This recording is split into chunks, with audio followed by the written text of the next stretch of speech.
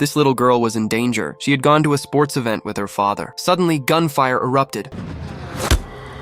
She lost her grip on her father's hand and collapsed. A bullet had struck her chest. Her shirt quickly became soaked in blood. Her father called her name in panic, but she did not respond. Without wasting a second, he rushed her to the hospital. The doctors took her inside, prepared for surgery, and told him to wait outside. But how could a father simply wait? He stepped inside and saw the doctors placing her on a stretcher in the hallway, using cloth to slow the bleeding. They explained helplessly that the hospital was overcrowded and no operating rooms were available. Tragically, the little girl died at just 8 years old. When her mother heard the news, she rushed to the hospital. The parents embraced each other in unbearable grief. Her death was not random. Someone wanted revenge on her father. Her father swore he would avenge his daughter. The tragedy began with Sandro, a senior Brazilian officer who had embezzled 200 million lira. The girl's father, Officer Miguel, had personally arrested him. However, the police chief had been bribed, and due to a supposed lack of evidence, Sandro was released. Enraged, Sandro ordered an attack on Miguel's daughter. Corrupt officials had also stolen funds meant for hospitals, leaving the facility without proper surgical capacity. Miguel's daughter died because she did not receive timely treatment. After his release, Sandro boldly held a press conference and announced his campaign for the Brazilian presidency. Hundreds of protesters gathered, holding banners and demanding justice. Miguel, wearing a hooded jacket, blended into the crowd with one goal in mind. He was ready to sacrifice his own life to take revenge. Before he could act, officers guarding Sandro beat him in the street. Amid the chaos, a masked man in the crowd hurled a Molotov cocktail into the conference building, sparking a massive fire. The crowd erupted into riots. Police launched tear gas to regain control. At that moment, a gas mask landed near Miguel's feet. He quickly put it on. His eyes burned with rage as he charged forward. Driven by vengeance, he overpowered the officers in his path. He grabbed a weapon, leaped forward, and used the chaos around him to push ahead. With fierce determination, he climbed the stone pillars of the conference building. He reached the rooftop. Miguel shattered a window and entered the building. He moved swiftly towards Sandro's office, taking down 2 guards along the way. Hearing the gunshots, Sandro panicked and hid beneath his desk. Miguel kicked the door open. He seized Sandro by the collar and dragged him out. Sandro was so terrified that he lost control of himself and stammered, "Did someone pay you to kill me? I will pay you 10 times more. Just let me go." Miguel remained silent. He struck Sandro hard across the face, sending him crashing into the desk. Then he lunged forward and unleashed a brutal series of punches. Blow after blow landed on Sandro's head, breaking his nose and jaw. Blood poured from Sandro's mouth as he collapsed. The final strike left him lifeless on the floor. Miguel, wounded during the fight, returned to his hidden shelter. He heated a needle with a lighter to sterilize it. After taking a sip of strong alcohol to dull the pain, he stitched his own wounds. The next day, news of Sandro's death spread everywhere. Security cameras had recorded the incident. However, Miguel's identity remained concealed because he had been wearing a mask. Police arrested several protest leaders from the previous night. Among them was a short-haired woman who recognized Miguel as the masked man, and Miguel recognized her as well. During questioning, Miguel discovered that the woman was actually a hacker working undercover as a store clerk. She secretly wrote down a set of numbers that allowed him to unlock her phone and access a specific video. She also revealed that she had created multiple copies of the footage. Troubled by this information, Miguel went to the evidence room and located the woman's phone. Inside, he found clear video footage showing him wearing the mask. The woman confronted him. With no other option, Miguel insisted on his innocence and managed to secure his release. Although Sandro was dead, he had only been a pawn. The true architects of the corruption were among Brazil's wealthiest elites. They held powerful positions in politics, law, and business, controlling key parts of the country. Knowing this, Miguel contacted the woman and asked for her help. He requested that she hack into the computers of the 6 main leaders and gather documents exposing them. In return, he promised to help free her mother from prison once the mission was complete. She agreed without hesitation. With the documents in his possession, Miguel returned to his hideout. He put on his mask and prepared his weapons. The hunt had begun. His first target was the mayor. Miguel confronted him inside a high-rise building and forced him from the top floor, sending him plunging to his death. The next target was a senior justice official. Miguel quietly entered his vehicle and shot him at close range. The third target was a congressman. He had been counting stacks of stolen money with a greedy smile. That smile disappeared the moment Miguel shot him between the eyes, leaving him lifeless among piles of cash. The fourth target was a powerful businessman. From a building nearly 300 meters away, Miguel assembled an M82 sniper rifle. As the man moved inside his home, Miguel fired through the window, killing him instantly. The fifth target was a bar owner. He was celebrating with an escort when Miguel arrived. In the middle of his indulgence, a single bullet pierced his head, ending his life life instantly. 5 men known for their corruption were killed. In a single night, the city was shaken. People began calling the masked vigilante the Awakener. He quickly became a symbol of justice and honesty. Only one of the 6 ringleaders remained. His name was Anto, a powerful Brazilian tycoon. The next night, Miguel went to Anto's mansion. There, he saw Anto arguing with his son beside the swimming pool. Anto wanted his son to run for president. His son refused, choosing a life of comfort and luxury instead. Taking advantage of the distraction, Miguel fired a shot. However, Anto's son pushed his father aside. The bullet struck the son, killing him instantly. Furious and heartbroken, Anto ordered his top assassin to hunt down the Awakener. The assassin first went to Na's store. When Na was not there, he killed her boss as a warning. When Na returned and saw what had happened, she was devastated. She realized her boss had died in her place. She rushed to Miguel's hideout to warn him, but it was already too late. The assassin and his team had already broken in. Miguel fought them off with gunfire, giving Na time to escape. He removed his mask, changed his appearance, and hid in the bathroom. A mercenary entered. Miguel struck him with a sudden kick. A second kick knocked him down. A third strike sent his weapon flying. The mercenary pulled out a knife and attacked. Miguel grabbed his wrist, disarmed him, and twisted his arm until the joint snapped. He then kicked him into a sewage pit. The mercenary tried to climb back out and lunged again. Miguel picked up a gun and shot him dead. Meanwhile, the assassin captured Na as she tried to escape through the back door. Miguel aimed at the assassin and demanded that he release her. The assassin refused and used her as leverage. He forced Miguel into a terrible choice. Miguel was ordered to eliminate Anto's rival in the upcoming presidential election. For Anto, power mattered more than his own son's life. With no other option, Miguel reluctantly agreed. A few days later, the rival candidate's official campaign event began. Miguel descended from a rooftop. He knocked out a police officer and slipped in through the back entrance. Moving behind the stage, he assembled his weapon and aimed at the woman speaking on stage. Just as he was about to pull the trigger, his former partner Adu intervened and stopped him. The two began fighting on a narrow staircase behind the stage. Miguel pushed Adu back and tried to regain control. He blocked Adu's strike and prepared to counterattack. For a brief second, he hesitated. Adu took advantage of that moment and struck Miguel on the head. He followed with 3 heavy punches and another powerful blow. Then Adu pulled out his gun and aimed it directly at Miguel. Suddenly, Miguel kicked Adu, knocking the weapon from his hand. In one swift motion, Miguel drew his own gun and aimed it back at Adu. The 2 men stood face to face, their weapons pointed at each other. Finally, Adu spoke. "Now, can you take off your mask, Miguel?" It turned out that someone had informed the police about the fight at the hideout the previous night. Adu had discovered the small radio that Miguel's daughter used to carry. From that clue, he realized that Miguel was the Awakener. Miguel slowly removed his mask. Adu scolded him, saying that his actions made him no better than the corrupt officials they were fighting. "Do not let evil consume you and turn you into a murderer," Adu warned. Miguel responded with anger. "Tell me, Adu, why did we become police officers?" "To uphold the law, right?" He grew even more furious. "Uphold the law? Is that what you did? Those corrupt officials are still walking free." Adu avoided the question and aimed his gun at Miguel's head. "Think about your daughter. Killing them will not bring her back." Without another word, Miguel pulled the trigger. The live broadcast cut off instantly. The mastermind watching the stream immediately called Miguel to confirm whether the mission had been completed. Meanwhile, Na seized her chance to escape. She grabbed a broken light bulb and stabbed the assassin in the stomach. During the struggle, she accidentally fired his gun. The assassin was killed on the spot. Miguel was later arrested, not for attempting to kill the woman on stage, but for being the masked vigilante known as the Awakener. During this time, Antaro used his influence and powerful connections to secure the presidency. Later, a police officer escorted Miguel to an interrogation room. The police chief had secretly ordered the officer to eliminate him. In exchange for Antaro's political support, the chief had agreed to remove Miguel as a future threat. The officer assigned to the task was ruthless.